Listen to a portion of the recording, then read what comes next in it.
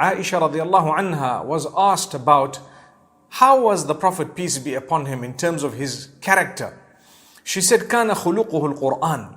His character was basically the Quran.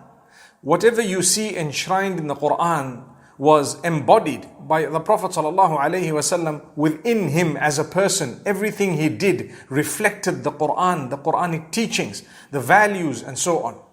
Now, if he was a walking or moving Quran, as we would say, as per this hadith of Aisha radiallahu anha, then what we need to realize is the Quran should lead us to the Sunnah of the Prophet Muhammad sallallahu alaihi wasallam, where Allah has said in so many different places in the Quran that we should take what the Prophet has instructed us. We should follow what the Prophet has said sallallahu alaihi wasallam.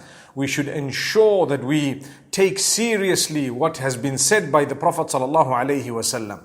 So following his example would only be possible if we learnt it, if we made an effort to try and see what it was all about. Hence, every year people get together in order to highlight the importance of following the Sunnah of the Prophet ﷺ. There are some who don't believe in it at all. There are some who discard it and who degrade it or consider it not important. We are from among those who believe in it, and we believe success lies in following the Quran plus the Sunnah of the Prophet ﷺ as it was taught to us by the scholars who have come through the generations to teach us this beautiful goodness.